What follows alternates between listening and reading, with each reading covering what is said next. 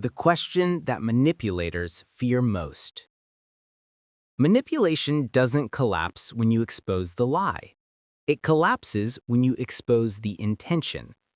Every manipulator, from charmers to guilt trappers, from gaslighters to silent punishers, from emotional puppeteers to calculated persuaders, relies on one thing: your automatic compliance.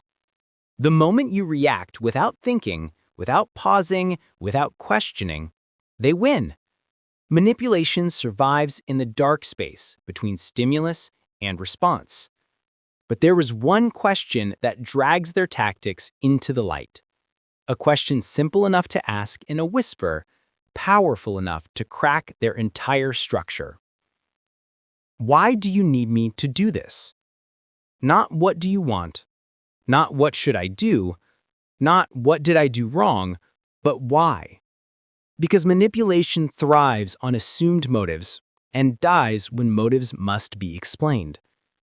If hearing that question made your chest tighten, if someone's face flashed, if a memory surfaced, your mind already knows who feared this question most. Number 10. Manipulators depend on you acting quickly. Speed is the weapon. Manipulators pressure you to answer now, decide now, explain now, apologize now. They know that rushed minds don't analyze, they obey. He remembered someone who always demanded instant answers. Just decide. Don't think too much. You're wasting time. Why can't you just trust me? This isn't urgency. It's cognitive compression, forcing your brain into survival mode so you can't evaluate. The question that breaks their pressure is, why does this need to be decided right now? Human trigger. Rushed decisions aren't choices. They're compliance. Emotion shift. Recognition to unease. You weren't slow. They were afraid of your clarity. Number 9. Manipulators create guilt to disable your logic. Guilt is the easiest leash. He knew someone who weaponized disappointment. I guess I expected more from you. I thought you cared. I didn't think you'd act like this. Not accusations, suggestions. Guilt shuts down analysis. You stop asking, is this fair? And start asking, how do I fix this? The question that breaks the spell. Why is my guilt necessary for you to get what you want? Human trigger. If guilt is required, the request isn't sincere. Emotion shift. Unease to doubt. You didn't fail them. You interrupted their technique. Number 8. Manipulators use confusion as a form of control. Confusion is manipulation's smokescreen. He remembered arguments that looped endlessly, changing topics, twisting words, answering questions with more questions. Confusion doesn't persuade, it exhausts. And exhausted minds agree to anything to make the confusion stop. The question that ends the fog: why is your explanation getting more complicated instead of clearer? Human trigger. Confusion is not a failure of understanding, it's a tactic. Emotion shift. Doubt to suspicion. You weren't lost, they built the maze. Number 7. Manipulators blur boundaries to create access. Manipulators push slowly, a small request, a slightly invasive question, a subtle expectation, a casual intrusion. Each step feels harmless until you realize the boundary isn't where you left it. He recalled someone who often said, "Relax, it's not a big deal. You're too serious. You should be more flexible." But boundary erosion is always deliberate. The question that resets the line, why do you need this level of access to me? Human trigger. If the request feels small, but the discomfort feels big, it's not small. Emotion shift. Suspicion to alarm. Your boundaries weren't unreasonable. They were inconvenient. Number 6. Manipulators redefine your reality by rewriting the past. Gaslighting is the art of controlled memory. He remembered trying to describe an incident, only to be met with, "That never happened. You remembered wrong. You're overreacting." This isn't disagreement, it's narrative invasion, rewriting history so your perception collapses. The question that destabilizes gaslighting is, why is it so important for you that my memory matches yours? Human trigger. Reality doesn't need defending. Control does. Emotion shift. Alarm to disbelief. Your memory wasn't flawed. Their version needed protection. Number 5. Manipulators reward you when you stop asking questions. Every manipulator switches between warmth and coldness, not randomly, strategically. He noticed a pattern. Whenever he questioned motives, the manipulator grew distant. Whenever he complied, they became affectionate. This is behavioral conditioning, the same principle used in cults, casinos, and toxic relationships. The question that breaks the conditioning: why does your kindness only appear when I stop thinking for myself? Human trigger. Conditional affection is the most efficient form of control. Emotion shift. Disbelief to tension. Their warmth wasn't love. It was calibration. Number 4. Manipulators hide motives behind good intentions. The most dangerous manipulators never claim power. They claim purity. I'm trying to help you. I just want what's best for you.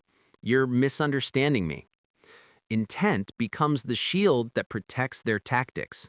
The question that punctures the shield is, why do your good intentions require me to sacrifice something?